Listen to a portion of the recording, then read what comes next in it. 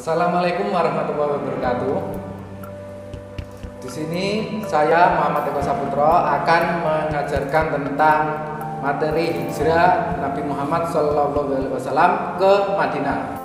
Jangan lupa klik like dan subscribe channel ini. Oke, sebelum kita mulai pembelajaran hari ini, kita baca basmalah dulu supaya pembelajaran kita hari ini berjalan dengan lancar dan membawa ilmu yang bermanfaat. Bismillahirrahmanirrahim. Oke, sebelumnya di sini ada beberapa gambar. Kalian tahu gambar-gambar ini apa? Ya, ini adalah gambar Masjidil Haram di kota Mekah, Gua Sur, lalu Masjid Quba dan Masjid Nabawi di Madinah. Kalian tahu apa arti dari gambar-gambar tersebut? Arti dari gambar-gambar tersebut yaitu menceritakan tentang perjalanan hijrahnya Nabi dari kota Mekah ke Madinah. Sebelumnya kita akan membahas pertama pengertian hijrah. Apa sih itu hijrah? Hijrah adalah meninggalkan sesuatu dari sesuatu yang lama ke sesuatu yang baru, atau meninggalkan tempat dari tempat yang lama ke tempat yang baru. Hijrah di sini punya dua makna, yaitu hijrah makaniyah dan hijrah maknawiyah.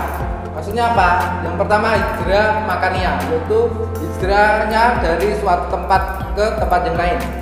Jadi dahulu Nabi Muhammad itu hijrah dari tempat atau kota Mekah ke kota Yasrib atau kota Madinah.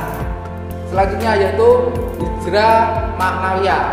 Hijrah maknawiyah yaitu hijrah secara maknawi, atau orang hijrah dari sesuatu yang buruk kepada sesuatu yang baik. Di sini hijrah maknawiyah ada 4, yaitu pertama itikadiyah, fikriyah, syuuriyah, dan sulukiyah. Pertama itikadiyah, maksudnya apa? Itikadiyah yaitu hijrah keyakinan bahwa masyarakat Arab zaman dahulu itu keyakinannya yaitu menyembah berhala. Dan sekarang adanya Nabi, lalu diajak hijrah menyembah Allah atau masuk ke dalam agama Islam.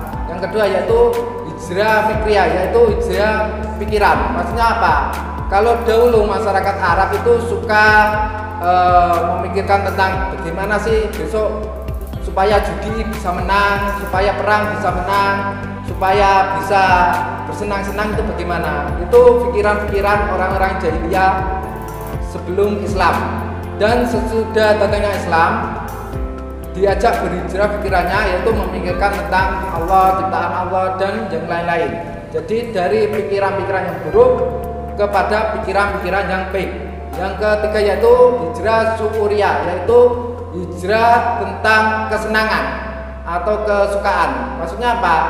Dahulu orang-orang Arab itu suka atau senang dengan perkara yang maksiat, seperti membunuh, berjudi, mabuk-mabukan, dan lain-lain. Setelah adanya Islam, diajak untuk ke hal-hal yang lebih baik, kesenangannya. Maksudnya apa? Yaitu menolong orang lain, bersedekah, dan yang lain-lain.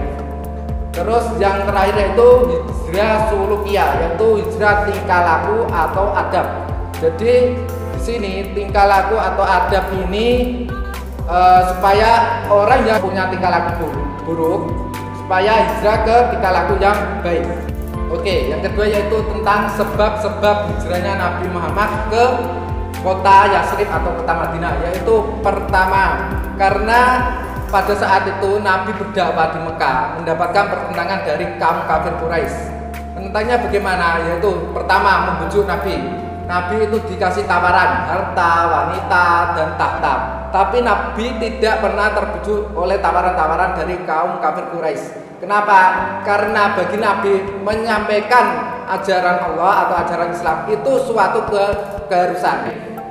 Jadi ketika kaum kafir Quraisy ini sudah menawarkan tersebut, tapi ditolak, masih memikirkan cara lain lagi. Caranya yaitu apa? Ada kekerasan fisik, ancaman, dan lain-lain. Puncaknya pada saat Nabi itu kehilangan istri dan pamannya, yaitu Siti Khadijah dan Abu Thalib. Di sini mereka kaum kafir Quraisy semakin berani menginjak-injak atau istilahnya menentang dakwah Nabi untuk supaya Nabi itu loh tidak meneruskan ajaran-ajaran Islam. Kenapa sih kok kaum kafir Quraisy itu suka sekali mengganggu Nabi? Kenapa? Padahal kan ajarannya itu baik, mengajak kebaikan. Bukan itu. Karena apa? Karena kaum kafir Quraisy itu punya pangkat di wilayah tersebut. Jadi ajaran Islam itu mengajarkan bahwa manusia itu loh sama semua. Jadi nggak ada itu orang kaya harus dihormati, orang miskin harus dihina, itu nggak ada. Jadi kaya, miskin, tua, muda, semuanya punya derajat yang sama. Jadi itulah yang menyebabkan kaum kafir Quraisy mengambil tindakan-tindakan supaya apa? Supaya ajaran Islam itu diberhentikan. Setelah itu, kenapa kok Nabi itu hijrahnya ke Yasrib? Karena pertama, Yasrib itu dekat, jadi tidak terlalu jauh. Jadi kalau perjalanan itu tidak memakan waktu berbulan-bulan, hanya beberapa hari. Terus yang kedua yaitu karena Nabi punya ikatan apa? Ikatan persaudaraan. Di sini kakeknya Nabi itu istrinya dari orang Madinah atau orang Yasrib, jadi punya hubungan itu.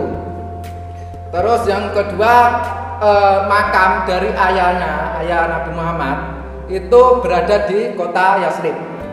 Yang ketiga yaitu penduduk Yasrib sudah kenal kelembutan hati Nabi Muhammad. Yang keempat, yang terakhir yaitu bagi Nabi sendiri, hijrah itu adalah suatu keharusan untuk menyelamatkan pengikutnya dari ancaman-ancaman kafir Quraisy.